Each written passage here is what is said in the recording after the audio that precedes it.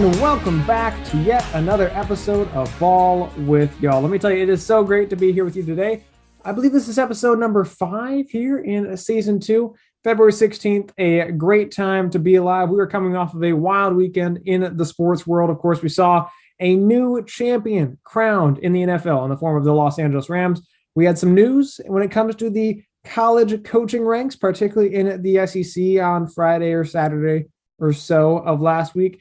And then, of course, we have some big events happening later this week, particularly in the racing world. So there's a lot happening, a lot in today's show that I'm really looking forward to getting into with you all today. As always, be sure to like, subscribe, rate, review, download, watch with your friends, wherever you might be listening or watching, whether that's on YouTube at BWI Productions, or if you're checking us out on Google Podcast or Apple Podcasts or Spotify or Radio Public or Breaker or many of those other options as well. Or, of course, Instagram at Ball with Y'all Podcast. We love getting to interact with you and getting to know more about what you like and what you don't like, who your teams are and why you support those teams. We've got a lot of good stuff coming up throughout the season. So make sure that you check out all those different platforms to make sure that you are up to date on every single aspect of Ball with Y'all.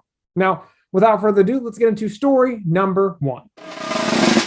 So story number 1, it would be kind of weird if I talked about anything else than what we saw this past Sunday in the Super Bowl. Of course, Super Bowl 56, a massive moment for the city of Los Angeles and a massive moment for the city of Cincinnati. I talked about it before last week, I guess it was a week ago, where I said, that moment, that game was going to define how football was perceived in those particular cities. I said that Los Angeles, if they were to win that game, it wouldn't just be a Lakers town. It wouldn't just be a Dodgers town, right? As far as Cincinnati goes, they're in the same state as Ohio State. They're in the same state as the Browns and a number of other programs. The Cleveland Cavaliers won an NBA Finals a few years ago. So, they've kind of been overshadowed for the better part as well. The Bengals had never won a Super Bowl. It had been, I guess, more than 2 decades since the Rams won a Super Bowl. A massive moment for both teams. And I would like to take credit for what unfolded. Now, I know I picked the Bengals, right? But if you go back and if you listen to the show, first off, I said 24-19, final score is 23-20. Just saying, 23-20 is pretty close, right? I know I said I picked the Bengals, but do you remember why I said I would pick the Bengals? Well, I said that I tend to get things wrong, and I wanted the Rams to win, right? I said I didn't really have a dog in the fight, which I didn't, but as I watched the game this past Sunday, I realized that I really did want the Rams to win. I said I wanted the Rams to win, but I couldn't, with good conscience, pick the Rams to win, knowing that they would lose because I picked them to win. So I did this reverse psychology thing, and I picked the Bengals to win the Super Bowl. And lo and behold, I got the score relatively right, and the Rams won. I was a happy guy come the end of the night. And like I said, I think that might be my path moving forward, picking the folks who I don't want to win, knowing that they'll lose. Maybe I have this gift where it's like, I only pick losers. Maybe. I mean, you look back at the past season, I think I was pretty good at that. So I'd just like to personally say you're welcome to the entire city of Los Angeles, to the entire state of California, to every single one of those Rams players. Because of me, you are now a Super Bowl champion. But in all seriousness, such a great moment for the Rams. Again, first Super Bowl in more than 2 decades. So many great storylines across the board there, right? Matt Stafford, his first Super Bowl win in 13 NFL seasons. He was the number 1 overall draft pick in 2009 out of Georgia. Proud Bulldog, going out there, winning a Super Bowl. Incredible storyline there because he put up with so much in Detroit. He didn't have any talent around him. He didn't have any skilled players, or if he did, there were few and far between. Like Calvin Johnson was a great player, but that's pretty much all I had, right? I don't really recall him having a great running back at any point in time. None of his offensive line protection was great at any point in time. So he didn't really have a whole lot of help in Detroit. And then, of course, there were moments where he got hurt. There was a pretty famous play where I think he separated his shoulder, still proceeded to throw the game-winning touchdown. That man is tough, right? And it makes sense as to why he's the best quarterback to ever exist in Georgia football history. He's an incredible athlete, and a lot of people had given up on him based on what they saw in Detroit. Understandably so, right? nothing that we saw in Detroit was remotely encouraging or remotely an indicator that made it seem as though he might be a quality quarterback. And he went out there in his first season when the Rams pushed all their chips to the table. They gave up first-round draft picks and so on and said, we want Matt Stafford. We'll give up Jared Goff. Who cares about Jared Goff? They spent a pretty high draft pick on getting Jared Goff at first. If you recall, a few years ago, they pushed all their chips to the table and said, we want Matt Stafford. And it worked out quite well. Think of Andrew Whitworth, another guy who's been in the league for quite a while. He won the Walter Camp Player of the Year award. I believe he was an offensive lineman for the Rams. An incredible moment for him as well. Aaron Donald, I believe he's had like an 8 or 9 year career for the Rams on that defensive line. An incredible moment for him because, he's won just about everything. Every single award that you could think of, he's won most of those awards numerous times. And the one thing he had not had was a Super Bowl. He went out there, did exactly that. Von Miller, his second Super Bowl, of course, he was with the Broncos in 2015 when they took down Cam Newton and the Carolina Panthers. Of course, Von Miller, former Texas A&M Aggie. So you're seeing a lot of these SEC ties out there. There were 2 Alabama players that won on Sunday as well. Shawn Robinson, he was on the 2015 and I believe 2016 defenses for the Crimson Tide. And Terrell Lewis, he actually did not play on the game, but also a former Crimson Tider that went out there and won a Super Bowl as well. Sonny Michel for the Georgia Bulldogs, his second Super Bowl. He was also on the New England Patriots, I want to say in 2018 when they beat this same Rams team. So a number of great storylines. Sean McVay, youngest head coach to ever win a Super Bowl. From top to bottom, this was what should have happened. I said last week that the Bengals were not the better team. I said the Rams were, from top to bottom, the better team. From offense, defense, special teams, although the Rams did have one special teams mistake in the game. From top to bottom, the Rams were the better team. The Bengals had the momentum. They had a great offense. They had a number of things that were going for them. But as we saw on the game, as it unfolded, first off, the Bengals came out slow, right? Joe Burrow did not look comfortable. Even when he wasn't really getting pressured early on, he did not look comfortable, right? Jamar Chase had little impact in the game. And honestly, the Bengals' best play came off of a blown call from the officials. And we'll get into that here shortly. But for the most part, this game was not exactly one that you would expect to see the Cincinnati Bengals win because they didn't play like the better team the entire night, right? And it speaks to the fact that ultimately they just kind of lucked their way into that game. I know they beat the Kansas City Chiefs. I know they beat the Tennessee Titans, and I know that they beat the Las Vegas Raiders. But did any of us really go into this game thinking that Cincinnati could really do this? If you look from top to bottom, I know there's always a chance something fluky could happen, but from top to bottom, the Rams should have won this game. And I was glad they did, right? And as far as other things that happened in the game, the Rams, as the game kind of dragged along, at first, the Bengals, even though Joe Burrow wasn't getting pressured a lot, like I said, he looked uncomfortable. But as the game dragged along, right, and that Los Angeles Rams front began to understand that you couldn't just get to Burrow with four guys rushing. You had to bring the linebacker on a blitz or whatever else. And they started to get pressure. Ended up with 7 sacks in the game. They just had, I believe, 1 in the first half. They ended up with 7 sacks of Joe Burrow, which ties the most sacks ever in the Super Bowl. Fun fact as well, Joe Burrow was sacked 70 times this year, right? 3rd most ever by a quarterback. And there are a number of times that a quarterback has been sacked in a single season. So I think that might give you an indication as to what the Bengals need to do this offseason as far as where they might need to invest most of their salary cap money, which I believe they have a lot of room in the salary cap as well. So maybe they could get back if they do get him some protection. If they do get him some strong guards and tackles and maybe a guy who can snap the ball pretty well and protect him as well. Regardless, a great showing for that LA defense that at first came out a little slow. And then Aaron Donald realized, like, okay, I can push these guys around, right? And then Von Miller, he's like, I've been in a Super Bowl before. I know what this looks like. And then a couple other guys in that front line. Shawn Robinson was not allowing a single run past him all night. And that Los Angeles front did exactly what we would have expected them to do. It took them a couple quarters to get there, but when they finally got there, you had to know that as soon as they started to get home, Burrow was not going to have a great game. And then, of course, he gets all twisted up, and I believe it was his knee or his ankle, one of the two. And as soon as he got up and he's a little gimpy, you kind of had a feeling like, okay, this is probably going to go a certain direction. And I know that point in time. Matt Stafford, he also twisted his ankle.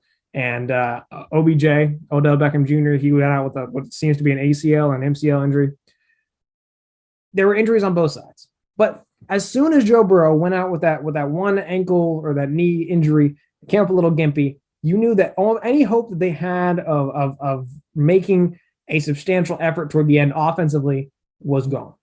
And Cincinnati's defense isn't exactly the best defense in the country either. So it was one of those interesting situations where it kind of felt like Cincinnati was holding on for dear life, right? Some other records that were set in this game, they tied the fastest second half touchdown. Well, it took 12 seconds for Cincinnati to score a touchdown in the second half. Again, I would say it was a fluke. I would say it probably shouldn't have happened. If you recall, T. Higgins, former Clemson, of course, wide receiver, went out for, I guess it was a run and go. I don't know what it was, just some route. And Jalen Ramsey, former, I believe, Florida State Seminole, I want to say, he went out and he was guarding T. Higgins, and Higgins just grabbed his face mask, and the officials just chose not to call it. It was indefensible. It's hard to defend the referees, and it's hard to defend T. Higgins, especially when your face mask is being pulled the opposite direction. So, and then, of course, 75 yards the other way, and the Bengals score pretty quickly in the second half, tying, of course, Percy Harvin when he scored on the opening kickoff of the second half for the Seattle Seahawks in Super Bowl 48, right? Now, I'm of the mindset, and I've already said this to a few folks this week, and they've kind of combated it a little bit. I'm of the mindset that officials, they get you back, right? So say, for example, in that situation, everybody in the building, everybody watching on television, probably every single one of those officials recognizes they screwed up, right? That Jalen Ramsey had gotten his face mask pulled, and it should have at least been an offensive pass interference, if not a face mask penalty on T. Higgins. So later in the game, when it looks like the Rams jump off the line of scrimmage a little early, there should have been a false start toward the end when they're trying to score that game-winning touchdown. It goes uncalled, right? There are a couple pass interference calls at the end that could have been not called based off the way the officials have been officiating the game thus far, and they called them. And I have the belief that the officials recognize when they screw up, and they give you get-back calls, right? I'm not of the mindset that officials look at games from a holistic standpoint. I think, generally speaking, they want to, right? But if they screw up, they'll say, oh, like, it's an unspoken kind of thing where they're like, that was on me. I got you next time. And when it mattered, they got the Rams next time. And ultimately, I think the Rams would take those late calls in the end zone to put them at the 2-yard line to score the game-winning touchdown over what ultimately was an irrelevant play in the grand scheme of things when it comes to T. Higgins scoring that touchdown to open the second half. Now, beyond the game itself, we've talked about the Rams and how incredible of a moment it was for Stafford and for Sonny Michel and Von Miller and OBJ and Sean McVay and so on. A couple of things that I really loved about this whole game. I thought from start to finish, that game was incredible. That whole 3.5, 4 hours was incredible. I thought the halftime show was incredible. I know some people didn't really love it. Some people were all over it. There's some in between, somewhere in there. I thought it was incredible how they did so well to mesh these different styles, right? And these, I know technically speaking, they're all kind of like one common genre, if you will. But from an era standpoint, none of them really jived entirely. A couple folks did, but not for the most part. And then you get the surprise of 50 Cent hanging from upside down and so on. Honestly, I would say it was probably one of the better Super Bowl halftimes I've seen in my lifetime, right? And of course, I've heard that Prince is pretty good as well. I don't remember seeing Prince's halftime show, but as far as I'm concerned, with Snoop and Dre and Eminem and K-Dot and all those other guys, an incredible halftime show there. And I think it really just set the tone for the second half. And you knew that we had a great first half, but that second half, that halftime showed you that the second half was going to be even better than what we just watched in the first 30 minutes of football. And on top of that, the commercials. Now, I know normally you want commercials that are exciting. You want commercials that make you laugh. You want commercials that make you cry. You want I think Budweiser has those horses, if I recall correctly. I don't really remember all these commercials. Or GoDaddy had all these fun commercials back in like the early 2010s. You want commercials that'll make you laugh. Well, I didn't really have a commercial that really made me laugh this year, but I did see a common theme, and this is more like a commentary on just general life than it is sports per se. But I think the common theme that I identified is an indicator as to where we're going as far as a nation. And it's a good direction, I would say. I think I counted about 6 commercials for electric vehicles, including the company that I work for. They also had one in the local markets down here in South Florida. 6 different electric vehicle commercials, right? I think I saw a Chevy Silverado commercial. Of course, Toyota had theirs, and but was it Polestar or something like that? At first, it looked like a Tesla commercial, but that was not a Tesla commercial. There were so many electric vehicle commercials, and honestly, it's pretty cool to see that electric vehicles are becoming so popular. And I don't think it's just that they're becoming so popular, but again, it seems like the direction that we're going, it seems like the trend as far as our vehicle needs, especially with the price of gas. I just bought gas tonight, $3.47 a gallon, right? And I don't know where you are, where you live, it might be even higher, but $3.47 is ridiculous. And again, there are a number of reasons as to why it's the case and why it's so expensive, but it feels like the direction that we're going is in favor of electric vehicles and in favor of installing electric ports at your house and embracing all these super highways and so on. And honestly, it's pretty cool. I didn't think we'd get there as quickly as we are. And it seems like, honestly, I'd be surprised if a majority of cars on the road in about a decade aren't electric vehicles in some way, shape, or form, at least a hybrid, right? At least a combination of the two. So people have that safety net as far as their gas usage and so on. But ultimately speaking, I think the direction that we saw pretty clearly from the commercials throughout the Super Bowl was that electric vehicles are the future. And the future is pretty near after all. So again, an incredible game, a very fitting end to the football season. Now, I know I've talked about it before that, yes, we are a football first show, and you might think, okay, well, now football's over, so I don't know how they're going to handle that. I don't entirely either, but I do know that we have a number of storylines that will keep us busy throughout the offseason as well. Speaking of which, that takes us over to story number 2. So story number 2, I said on the last episode that I would be surprised if Bryan Harsin would be the head coach at Auburn after a week. I said I'd be surprised if he was the head coach come their spring game in April. I said I'd be surprised if he was their head coach come August, come September. It did not look all that promising for Bryan Harsin when I commented on this about a week ago. And it made a lot of sense because you saw the boosters. They were pushing a certain direction. And there were players making comments about Bryan Harsin's leadership and his professionalism. You had Derek Mason, who left the program to go be the DC at Oklahoma State. You had 20-plus guys transfer out of Auburn. So every single indicator would seem to say, okay, yeah, you should get rid of Bryan Harsin. Right? After 1 year, where they went 6-7, 7-6, something like that. A year where I don't know if they overexceeded expectations, but things could have gotten a lot worse in the plans than they really did in Bryan Harsin's first year. And again, it's his first year. How do you expect him to do anything incredible after 1 year? You might recall, I believe Nick Saban went 7-6 in his first year, coming out of the Dolphins and into Tuscaloosa. Now, of course, he proceeded to do really well in 2008, going 12-1, 12-2 after he lost to Florida and Utah, something along those lines. And then, of course, we know the rest of the story.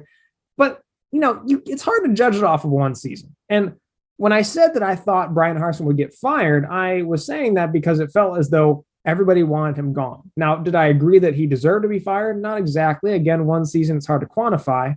But it seemed as though all sides were pointing in the direction of him getting fired. And it made sense given the direction that Auburn and their boosters want that program to go. But on Friday, we heard that Bryan Harsin is returning for year 2. And, it followed supposedly a thorough investigation and all these other things that the president said that really didn't mean a whole lot because, in my opinion, here's what's about to happen, right?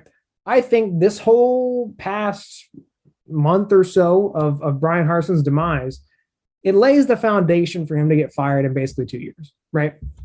A couple different fronts, a couple different sides of the story here. First off, from a buyout standpoint, we talked about if they had fired Bryan Harsin, then they'd be paying 2 different coaches a total of at least $40 million to not coach for their school. Gus Malzahn, they are still paying Gus Malzahn And Bryan Harsin, his buyout somewhere in the neighborhood of $20 million as well. So it's a lot harder to justify paying a guy $20 million to not coach your school after a single year. Gus Malzahn, he was there for what, 7 years or so? So, $3 million a year ballpark. Yeah, okay, go ahead and get rid of it, right? It's a lot hard to justify paying $20 million after a single year. So I understood that front. You don't want to have to pay that buyout after only a few months on the job, essentially, but from a playing standpoint.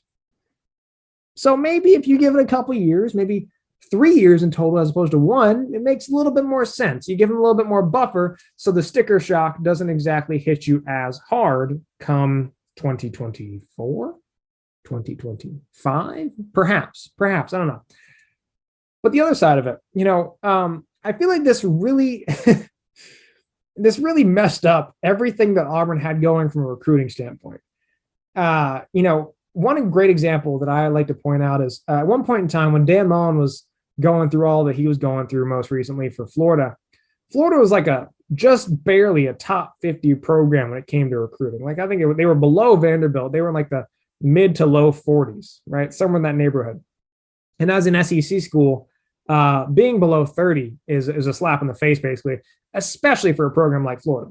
And then, of course, Billy Napier comes in, and they ended up 20th or so. So pretty strong finish. But again, these recruits are looking for stability. There's a reason why Nick Saban and Kirby Smart and even Steve Sarkisian and some of these other programs are getting guys, because they know there's stability there. They know their head coach is not going to get fired overnight. And they can trust that the guy they're signing on with will be there come the fall, come the spring, come next fall.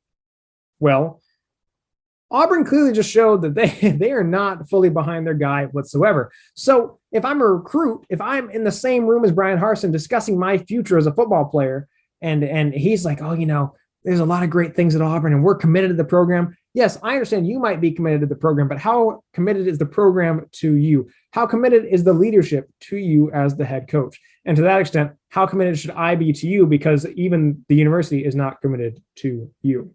So what I think will happen here is Bryan Harsin's recruiting will slip, unless he has an incredible year here. Bryan Harsin's recruiting will slip. And then in a couple of years, when he hasn't had a great recruiting class and the talent isn't there because nobody wants to be in an unstable situation like they have it right now, they'll cut ties. They'll pay the 20 plus million or whatever it is after 3 years and say, okay, well, you couldn't recruit anyway. You were a terrible coach. And he might be a great recruiter, but again, the administration and the boosters really just they just messed everything up. Almost, it feels like intentionally, because if they really wanted to get, I'm not going to go too far into the weeds there. I'm not trying to make accusations, but if you really wanted to lay the foundation and not make a knee-jerk decision after a year, it makes a lot of sense to try to undermine your coach and really undermine the recruiting process so that he can't get any talented players anyway. And then good luck winning the SEC West without talented players. I mean, there's a reason A&M beat Alabama. It's because Jimbo's a pretty decent recruiter with all the money and name, image, likeness money that he's got, of course. Ole Miss, they give him a run because they got talented players. Mississippi State doesn't really have as many talented players, so they don't give Alabama as much of a run, right? Georgia, the reason that they just beat Alabama is not because Kirby Smart's a great coach. Yes, he's a good coach, but he's an even better recruiter. Dabo, same idea. And you're going to see this repeated theme throughout the fall and future recruiting cycles as well. And again, I go back to, if you're Bryan Harsin, great that you get to keep your job, right? That's awesome. Congratulations. Big win. Big win. Probably your biggest win as the Auburn head coach so far. But more importantly, how are you going to convince these young men to sign on to your program after your university just showed that they're not committed to you as the head coach? If he can navigate that, all credit to him. And I rescind every comment I just made. But it seems as though the future for Bryan Harsin is only, or the end rather, of Bryan Harsin's future at Auburn is only just delayed, right? We thought it was near, but maybe it's just delayed by a couple of years. Either way, we'll see how it unfolds, but I'm still not all that big on Bryan Harsin. But again, selfishly, as an Alabama fan, I love it dearly. So please keep Bryan Harsin as long as you want. I would love it so much. On to story number 3. So story number 3, we are transitioning a little bit to the motor sports world. I made the mention, I guess, a week ago when I talked about the clash at the Coliseum, right? Big moment, preseason moment for NASCAR. They're back and they are better than ever. New cars, new drivers, new teams, and so on. You've got Michael Jordan on there. You got Pitbull as a team owner, of course. A number of new elements this NASCAR season. And they kick off the regular season this Sunday, I believe it's probably 3 o'clock in the afternoon, somewhere in that neighborhood, in Daytona, Florida, for the Daytona 500. The probably the best race of the year, right? And there's a lot of elements here that's going to be interesting. We do have pole qualifying tonight here, Wednesday, and then the Daytona Duel kicks off tomorrow, which will be fun as well. A lot of different pieces of those races will have a direct impact on Sunday. So if you have the time, I encourage you to check those out. I believe they're on FS1. It's probably a safe bet on that front. And then, of course, we've got, I think, the Camping World Truck Series on Friday, the Xfinity Series on Saturday, and then, like I said, the big Daytona 500 on Sunday. So, this is a massive race. It sets the tone for the rest of the season. If you win here, you're automatically in the playoffs come September, October, or whatever, whenever the playoffs start. You're automatically in the playoffs. You can kind of coast for a little bit, and it also sets the tone for your season. Now, you might recall last year, Michael McDowell went out there and won the race. If you're not a racing fan, or if you are a racing fan, when you sat there, you might have thought, who the heck is Michael McDowell? That's what I said when he won last year. Of course, that's what Daytona does, though. These guys who don't deserve to win, or deserves the wrong word, but who usually aren't in the picture, who aren't in the winner's circle, they have a shot to win at Daytona. And that's just kind of how things go, because this raceway and this race in particular is so unpredictable. It's wide open. Anyone can win this race. So it's hard as heck to handicap this thing, to identify who could win, who should win, who might win. So we'll give you our top few drivers here, potentially giving you an idea as to who might win. It's wide open. I don't really even know where to begin. But as far as top drivers that could win, we got Denny Hamlin. He's a 3-time winner. He won in 2016, 2019, and 2020. His average finish is 8. So even if he doesn't win, probably a good, safe bet to imagine that he'll finish in the top 10 unless he wrecks early on or something along those lines. Chase Elliott, the 2020 champion, he finished second last year, just behind Michael McDowell. But beyond that second place finish, he has never finished higher than 14th at the Daytona 500. Kyle Larson, his best Daytona 500 finish, they came in 16 and 19, 2016, 2019, where he finished 7th. And then, of course, he finished 10th last year en route to a championship in his first year back, particularly for Hendrick Motorsports. And then we've also got William Byron, sponsored by Liberty, of course, Liberty University. He has won at Daytona before, which is pretty notable here, and his average finish is around 21st or so in 6 starts. So he could do it. He's done it before. He could do it again. And then a guy that I really like, right? And I know that he had a good run in the clash at the Coliseum, and he kind of got cut short just a tad because his transaxle broke, which I'm not entirely sure what a transaxle is. I'm not a car guy, but I do know that transaxle costs $40,000 to repair.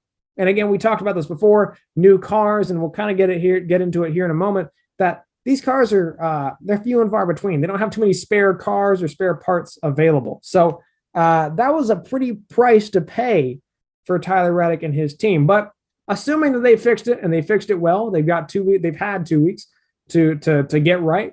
He was incredibly fast at the clash at the Coliseum. And again, going back to his Daytona 500 successes, he was a top 5 finish once in his career in 5 starts. His average finish is 23rd. And like I said, he had a ton of speed just a couple weeks ago. If he can capture that again, you never know, right?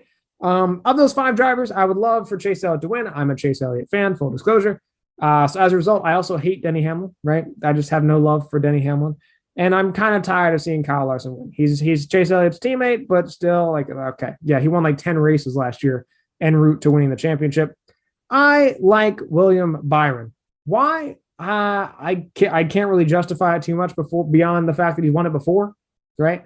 Beyond William Byron, I really like Tyler Reddick. Like I said, he was fast a couple weeks ago, about 10 weeks ago, or 10 weeks ago, 10 days ago, somewhere in the neighborhood.